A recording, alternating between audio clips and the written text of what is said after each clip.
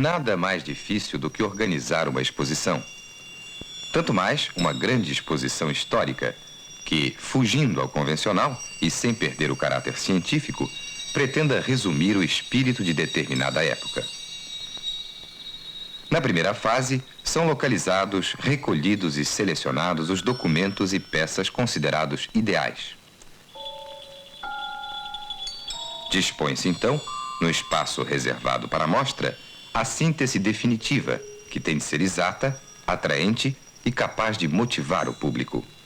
Sem nenhuma ingênua reconstituição realista de ambiente, os elementos da cultura material e espiritual aí reunidos funcionam então como a matéria-prima de uma colagem. Sabiamente articulados nessa outra arrumação, se estabelece entre os objetos escolhidos um relacionamento novo, que acaba por constituir a suma cultural do período histórico focalizado.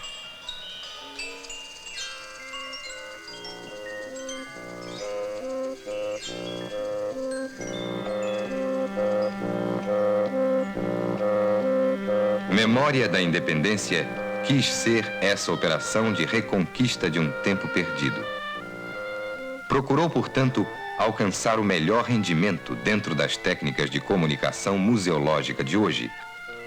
O seu principal propósito era não oprimir o visitante.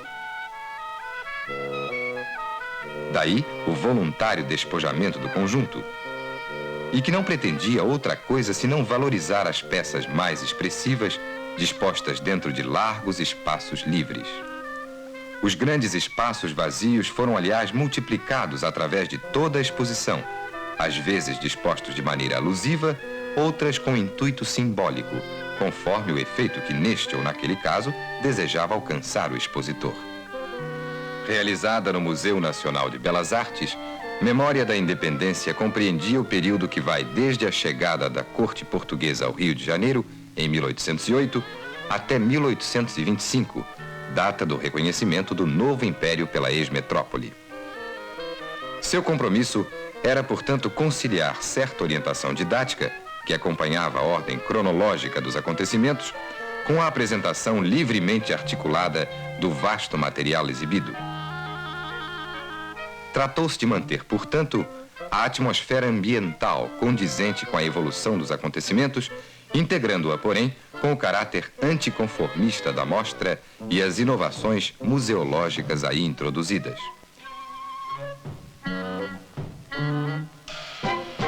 Destas últimas, é exemplo o uso intensivo do acrílico, empregado na confecção de vitrines, painéis, estojos e suportes.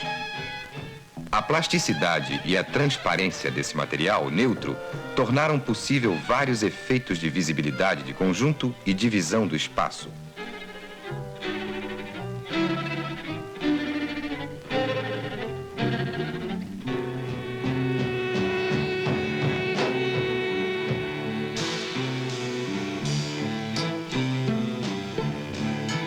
Tirou-se partido também do uso brutalista de vergas de madeira sem tratamento, nas vitrines reservadas para as joias da época.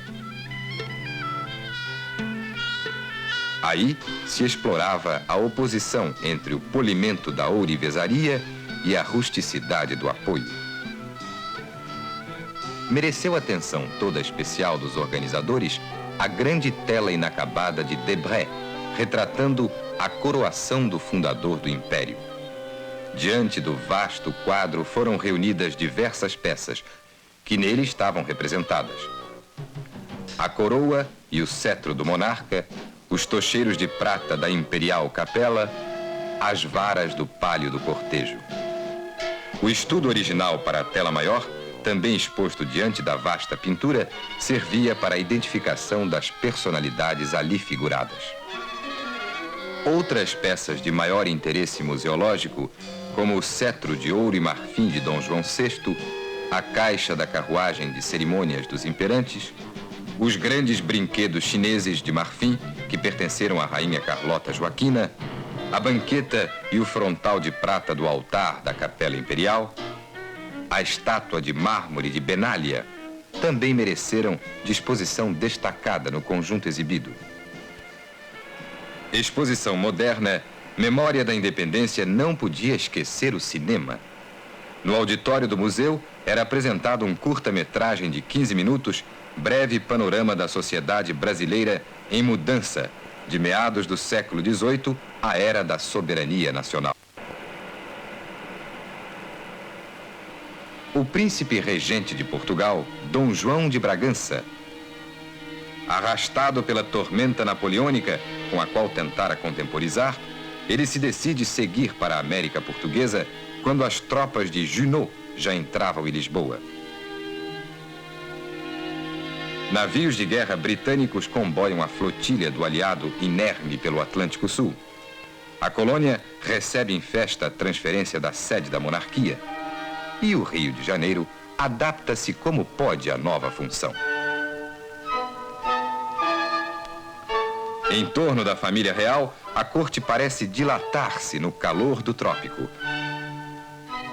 Além dos senhores que integram a velha nobreza reinol, começam a contar também no serviço do paço os grandes proprietários rurais, os novos funcionários da alta burocracia, os membros da hierarquia religiosa da terra, os ricos homens da classe média urbana, cortesãos bisonhos, novatos no beijamão dinástico, mas que logo se ajeitam gostosamente aos enredos de palácio.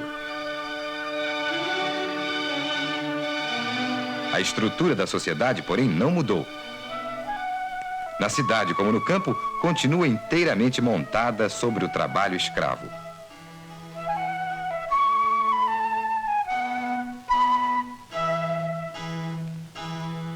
Após a euforia dos primeiros tempos, vai ser assim muito penosa a adaptação dessa economia agrária voltada para a exportação dentro do regime de capitalismo industrial que então se afirma. Sujeita de todo ao controle inglês, ela há de manter esse equilíbrio instável enquanto durar o eixo da monocultura latifundiária de base escrava. Na superfície da história política, porém, as perspectivas são mais risonhas. Com o fim da carreira imperial de Napoleão, após os 100 dias, e a preparação do Congresso de Viena, o Brasil é elevado a reino. Depois da efêmera ocupação da Caiena, as tropas portuguesas ocupam a Cisplatina. O motim jacobino de Pernambuco, nos primeiros meses de 1817, já encontra decididas as negociações na Áustria do casamento do príncipe real com a arquiduquesa Leopoldina. Esta chega ao Rio com o calor de novembro e assiste no ano seguinte à aclamação de Dom João VI. É o momento em que, pacificada a Europa, são abertas ao mundo inteiro as terras do Brasil. Artistas, homens de ciência, viajantes das mais diversas origens descobrem o país e o percorrem de ponta a ponta, estudando-o. Com seu companheiro von Spix, o botânico Carl von Martius fornece substancial contribuição nesse campo.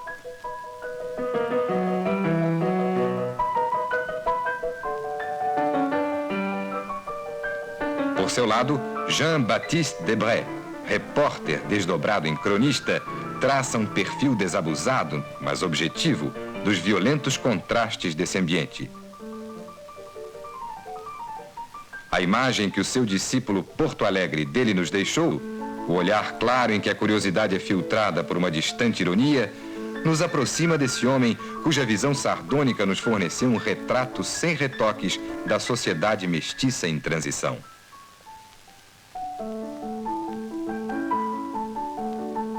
Nicolas Tonnet fixa a aparência caprichosa da cidade à margem da Bahia, assim como preserva com finura psicológica e agudo lirismo as feições dos filhos que se abrasileiram na nova terra.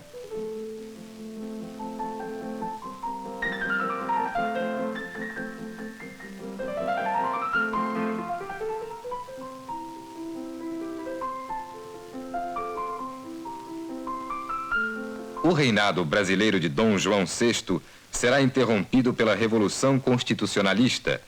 Ela exige o regresso do soberano a Lisboa e acelera o processo de descolonização. A Carta Constitucional é jurada pelo príncipe real, pelas autoridades e pelo rei. que retorna à Europa, deixando o herdeiro à testa da regência. Mas os contrastes dos patriotas americanos com as cortes reunidas em Lisboa vão se tornar inevitáveis. O príncipe resolve desobedecer o governo colegiado de Lisboa. É o dia do fico, prova pública de sua adesão à causa brasileira. Vindo de São Paulo, José Bonifácio é feito ministro de Estado e o regente, que se havia iniciado na maçonaria sob a égide de Guatmozin, o lendário príncipe asteca que resistira à invasão europeia, prepara-se para a resistência. Em viagem por São Paulo, Dom Pedro recebe as cartas de Dona Leopoldina e de José Bonifácio, protestando contra as últimas exigências de Lisboa. Junto ao Ipiranga, o gesto decisivo. Ficavam de todo rotos os laços que prendiam o Reino Unido. A vibração popular é intensa, independência ou morte. Aclamado imperador a 12 de outubro, o jovem Dom Pedro é sagrado e coroado a 1º de dezembro.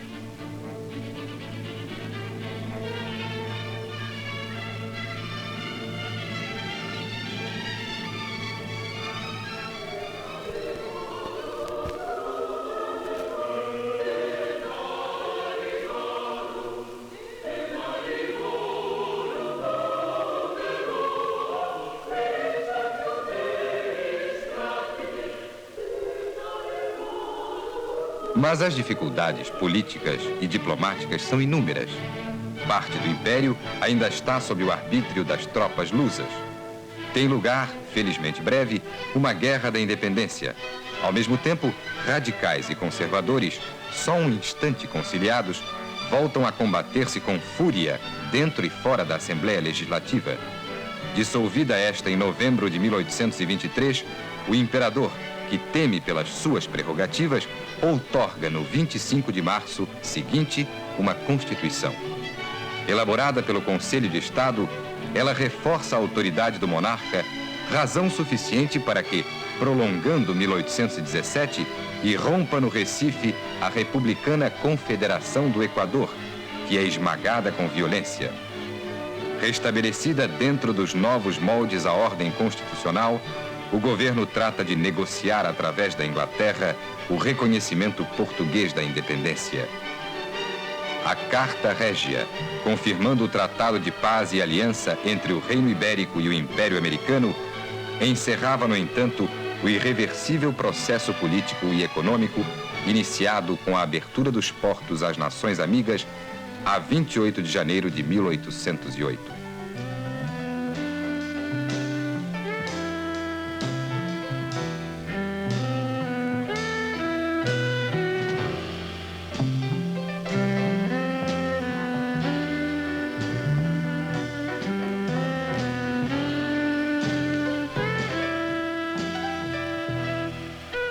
Viagem através de um período decisivo da nossa história, Memória da Independência pretendeu evocar todo esse roteiro nestas salas, num exemplo expressivo daquilo que pode realizar a museologia brasileira contemporânea.